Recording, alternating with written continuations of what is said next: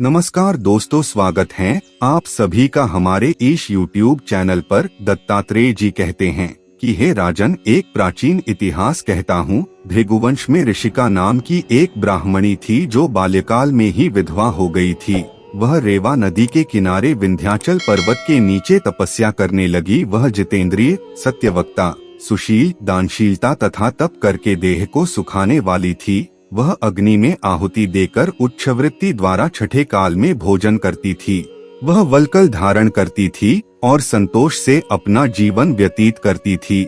उसने रेवा और कपिल नदी के संगम में 60 वर्ष तक माघ स्नान किया और फिर वहीं पर ही मृत्यु को प्राप्त होगी। माघ स्नान के फल से वह दिव्य 4000 वर्ष तक विष्णु लोक में वास करके सुंद और उपसुंद दैत्यों का नाश करने के लिए ब्रह्मा द्वारा तिलोत्तमा नाम की अप्सरा के रूप में ब्रह्मलोक में उत्पन्न हुई। वह अत्यंत रूपवती, गान विद्या में अति प्रवीण तथा मुकुट कुंडल से शोभायमान थी।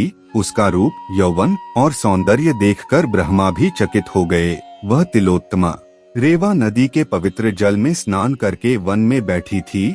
तब सुंद व उपसुंद के सैनिकों ने चंद्रमा के समान उस रूपवती को देखकर अपने राजा सुंद और उपसुंद से उसके रूप की शोभा का वर्णन किया और कहने लगे कि कामदेव को लज्जित करने वाली सी परम सुंदरी स्त्री हमने कभी नहीं देखी, आप भी चलकर देखें। तब वह दोनों मदिरा के पात्र रखकर वहां पर आए जहां पर वह सुंदरी बैठी हुई थी, और मदिरा के पान विह्वल होकर काम क्रीड़ा से पीड़ित हुए और दोनों ही आपस में उस स्त्री रत्न को प्राप्त करने के लिए विवादग्रस्त हुए और फिर आपस में युद्ध करते हुए वहीं समाप्त हो गए। उन दोनों का मरा हुआ देखकर उनके सैनिकों ने बड़ा कोलाहल मचाया और तब तिलोत्तमा कालरात्रि के समान उनको पर्वत से गिराती हुई 10 दिशाओं को प्रकाशमान करती हुई आकाश में चली गई और देव कार्य सिद्ध करके ब्रह्मा के सामने आई। तो ब्रह्मा जी ने प्रसन्नता से कहा कि हे चंद्रवती, मैंने तुमको सूर्य के रथ पर स्थान दिया। जब तक आकाश में सूर्य स्थित है,